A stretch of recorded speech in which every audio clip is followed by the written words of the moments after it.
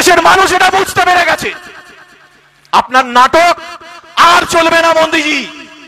এই মাঠে উপস্থিত আমার সকল ভাই বন্ধুদের বলছি, মনে রাখবেন 2024 সালে আপনারা এক হয়েছিলেন, তাই এই ভারতীয় জনতা পার্টিকে একটু নাড়ানো গেছে, তাদেরকে এখনো তাড়ানো যায়নি। তাই আপনারা নিশ্চিন্তে ঘরে বসে থাকবেন না, আপনারা এখনো পথে নামুন, লড়াই করুন। আমরা ততদিন পর্যন্ত শান্তিতে ঘুমাবো না যতদিন না এই ভারতীয় জনতা পার্টিকে দেশ থেকে তাড়াতে পারছি। দিন পরে ওরা আমার শনি মন্দিরের ওপর হাত দেবে, ওরা আমার শীতলা মন্দিরের ওপর হাত দেবে, আমার দেবত্ব সম্পত্তি গ্রাস করবে, সেদিন কিন্তু আর আমাকে রুখে দাঁড়ানোর জায়গা দেবে না ওরা। ওয়াকফ সম্পত্তি কি শুধু মুসলমানদের সম্পত্তি? তাতে আমাদের দেশের সহনাগরিকদের কোনো অধিকার নেই? না বন্ধু, আপনি গিয়ে দেখুন কলকাতার বাক্সার কাছে যে ইসলামিয়া হাসপাতাল রয়েছে, সেই হাসপাতালে চিকিৎসা করানোর জন্য কি কারো জাত ধর্ম জিজ্ঞাসা করা হয়? না, করা হয় না। কারণ এই ওয়াকফ সম্পত্তি দেশের প্রতিটা মানুষের জন্য। দেশের এতজন সহনাগরিককে আমরা হারালাম, তারা সেইটা রাজনৈতিকভাবে ধর্মীয় বিদ্বেষ ছড়ানোর জন্য তারা ব্যবহার করতে শুরু করলো। গোটা দেশ জুড়ে মুসলমানদের বেছে বেছে টার্গেট করা শুরু করলো। আমার রাজনৈতিক পরিচয়ে যাই থাকুক না কেন, যখন আমার দেশের সংবিধানের উপর হাত পড়ছে, যখন আমার দেশের সহনাগরিকদের উপর হাত পড়ছে, আমি আমার রাজনৈতিক পরিচয়টা ওই মঞ্চের বাইরে আমার রাজনৈতিক জামাটা খুলে এসে এই মঞ্চেতে কিন্তু আপনাদের এই আন্দোলনের একজন সহযোদ্ধা হিসাবে সংহতি জানিয়ে যাব। একটা কথা মাথায় রাখবেন বন্ধু, এই ওয়াকফ অ্যামেন্ডমেন্ট বিল সেইটা নিয়ে গোটা ভারতবর্ষে যখন সবাই আন্দোলন করার চেষ্টা করছে, সেই অবস্থায় যখন মোদিজি দেখতে পাচ্ছেন এ তো মুশকিলে পড়ে গেল, এ তো বিল তো আমি রাতের অন্ধকারে পাশ করিয়ে দিলাম, ভোর রাত্রে পাশ করিয়ে দিলাম বিলটা, কিন্তু সেই বিলটা ইমপ্লিমেন্ট করব কি করে? যেখানে ইমপ্লিমেন্ট করতে যাচ্ছি সেখানেই তো হিন্দু মুসলিম সবাই একসঙ্গে লড়ে যাচ্ছে। কেন লড়ে যাবে না বলুন? এই ওয়াকফ সম্পত্তি কি শুধু মুসলমানদের সম্পত্তি? তাতে আমাদের দেশের সহনাগরিকদের কোনো অধিকার নেই? না বন্ধু, আপনি গিয়ে দেখুন কলকাতার বাক্সার কাছে যে ইসলামিয়া হাসপাতাল রয়েছে, সেই হাসপাতালে চিকিৎসা করানোর জন্য কি কারো জাত ধর্ম জিজ্ঞাসা করা হয়? না, করা হয় না। কারণ এই ওয়াকফ সম্পত্তি দেশের প্রতিটা মানুষের জন্য। আলিয়া ইউনিভার্সিটিতে শুধু মুসলমানরা পড়াশোনা করতে যায়, হিন্দু ছেলেরা পড়াশোনা করতে যায় না? অবশ্যই যায়। আজকে এরা ওয়াকফ সম্পত্তিটা কেড়ে নেওয়ার ধান্দা করছে, তার জন্য হিন্দু মুসলিম সবাই গর্জে উঠছে। কেন গর্জে উঠছে? কারণ আমরা যারা হিন্দু রয়েছি আমরা শিওরে সমন দেখছি। কেন? কারণ ওই একটা প্রবাদ রয়েছে না, ঘুঁটে পড়ে গোবর হাসে। আজ আপনাদের ওয়াকফ সম্পত্তির উপর হাত পড়েছে, আর যদি আমরা হিন্দুরা আপনাদের পাশে না দাঁড়াই, দুদিন পরে ওরা আমার শনি মন্দিরের ওপর হাত দেবে, ওরা আমার শীতলা মন্দিরের ওপর হাত দেবে, আমার দেবত্ব সম্পত্তি গ্রাস করবে, সেদিন কিন্তু আর আমাকে রুখে দাঁড়ানোর জায়গা দেবে না ওরা। তাই আজকে আমাদের পবিত্র কর্তব্য হিন্দু মুসলিম শিখ খ্রিস্টান সবাই এই ওয়াকফ আন্দোলনে আপনাদের পাশে এসে দাঁড়ানোর। তাই আমরা সবাই আপনাদের পাশে আছি।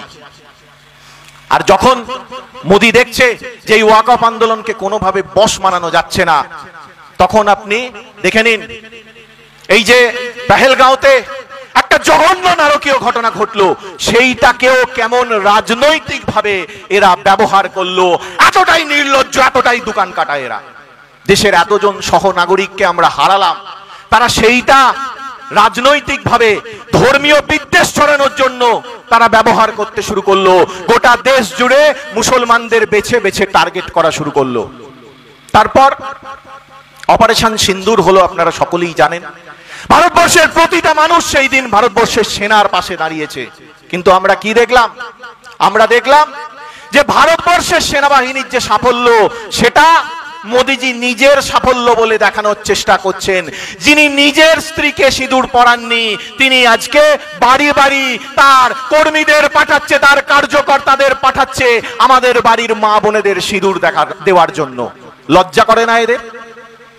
তারা বলে দিল কি না, পাকিস্তানে জল বন্ধ করে দিয়েছে। এই তো শুনেছিলাম যখন ওই বালাকোট হয়েছিল, যখন ওই উড়িতে হয়েছিল, তখনও নাকি জল বন্ধ করে দিয়েছিল।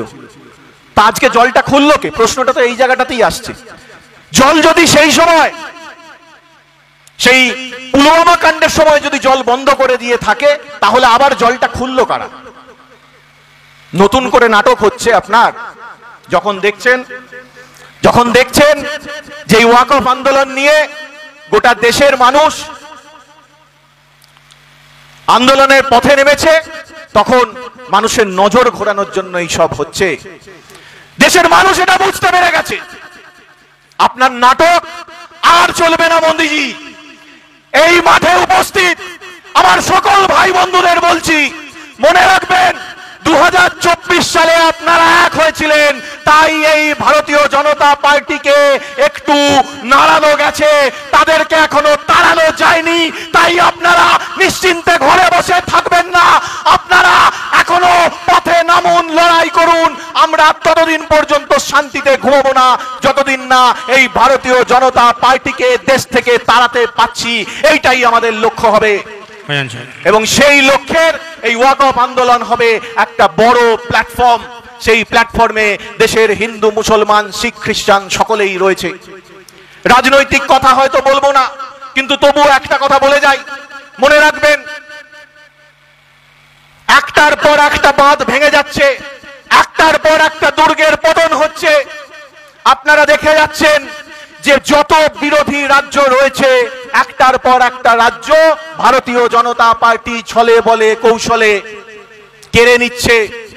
দিল্লি দখল হয়ে গেছে, এর মধ্যে টিম টিম করে এই পূর্ব ভারতে টিকে রয়েছে এই আমার আপনার রাজ্য পশ্চিমবঙ্গ। আন্দোলন আমাদের করতে হবে, কারণ পথই আমাদের পথ দেখাবে, লড়াই আন্দোলনই আমাদেরকে রাস্তা দেখাবে। আন্দোলন আমাদের করতে হবে, কিন্তু শুরুতে যে কথা বলেছিলাম, ডিসিপ্লিনটা মেনটেন করে যাবেন, কারণ এইটাই শেষ বাঁধ। এই বাঁধটা, এই দুর্গটার পতন ঘটলে কিন্তু আর পা রাখার জায়গা থাকবে না। তাই এই রাজ্যটাকেও আমাদেরকে বুক দিয়ে আগলাতে হবে, বুক দিয়ে আগলাতে হবে। কারণ এই মোদী সরকারের বিরুদ্ধে, এই অমিত শাহের বিরুদ্ধে, এই ভারতীয় জনতা পার্টির বিরুদ্ধে আমাদেরকে আরো তীব্রতর গণ আন্দোলন করার জন্যই আমাদেরকে এই রাজ্যটাকে রক্ষা করতে হবে। কারণ আপনারা দেখতে পাচ্ছেন অলরেডি শুরু হয়ে গেছে। সেই নাদির শাহ এসেছিল ভারত আক্রমণ করার জন্য, সেই আহমদ শাহ আবদালি এসেছিল ভারত আক্রমণ করার জন্য। আজকে অমিত শাহ আবার আসতে শুরু করেছে এই ভারতবর্ষে। বন্ধু, আপনারা জোট বাঁধুন, এই রাজ্যে 1 ইঞ্চি জমিও যেন অমিত শাহের জন্য আর তার দলের কারো জন্য যেন 1 ইঞ্চি জমিও আর অবশিষ্ট না থাকে। এইটুকু অঙ্গীকার করে, আপনাদের আন্দোলনের সফলতা কামনা করে, এই দেশের হিন্দু, মুসলমান, শিখ, খ্রিস্টান সকলের মধ্যে সম্প্রীতি বজায় রাখার লক্ষ্য এবং এই সম্প্রীতি যাতে চিরকালীন হয় এই আশা রেখে, এবং আমাদের দেশের সংবিধান, দেশের স্বাধীনতা, দেশের এই যে সৌহার্দ্য, এইটা যাতে চিরকাল বজায় থাকে এই কামনা করে আমার বক্তব্য এখানেই শেষ করছি।